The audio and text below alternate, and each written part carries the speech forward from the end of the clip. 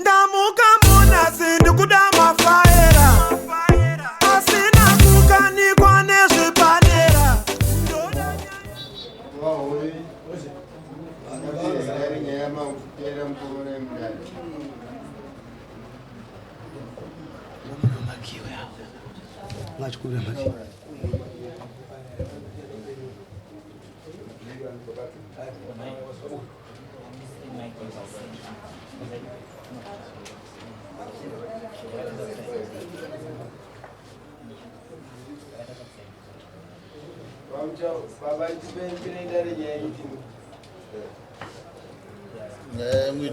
Mwana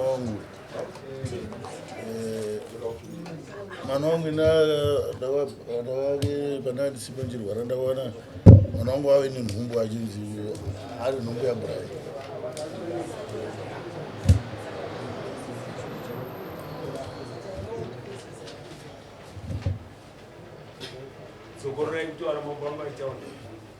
Ndotaura nyaya yangu ndiri pandanga ndisipo ndichirwara. Pandakadzoka ndakaona mwana wangu ave nenhumbu asingachaendi kuchikoro. Achinzi nhumbu ndichimubvunza kuti nhumbu ndeyani, akanditi nhumbu ndeyaBrai.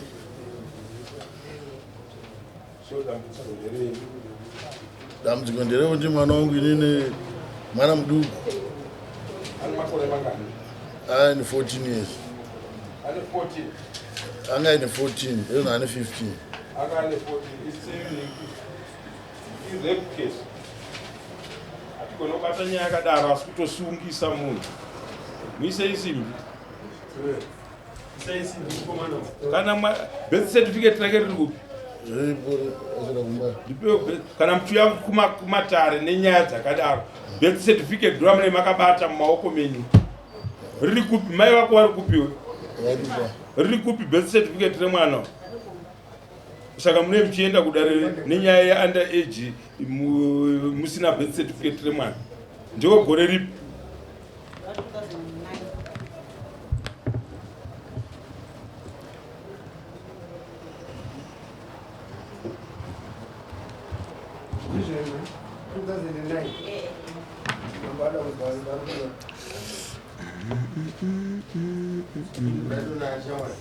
Hatina nyika. 15 years dzainadzo. It's rape case totally, jere straight. Mise isimbi. Antu kutoenda kupolisi ari musimbi. Wauya nani kudareyo? Mama. Vari kupi mai vako? Ijere iro ambuya. Munozvidefenda ikoko. Patient mjauro. Tendero kubata nyaya yakadaro zvachese. Uya nyaya yakanaka. Uya geri padise nyundo. Ione makore mangana? 20 years. 20 years. Rumsungwa.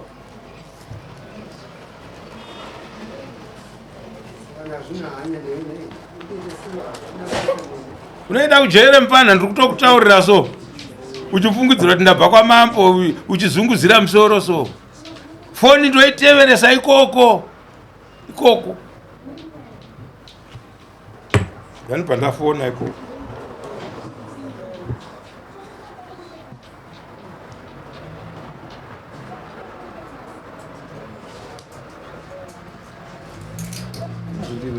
$15 years. Ane akapa mwana ane 15 years mimba anga asati atove nepo neni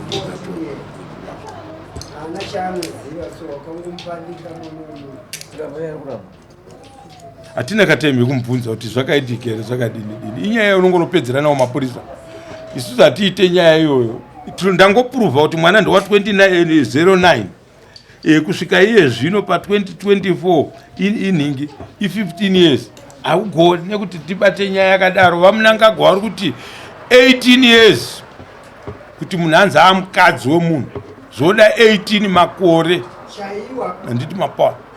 Regai dzive shiri mazaya haana muto. Ndozvavari kutaura. Saka munonopedzerana kumapurisa. Isusu apo taita vadiki. hatigone kubvunza dare racho rakadaro hatitenderwe nemutemo.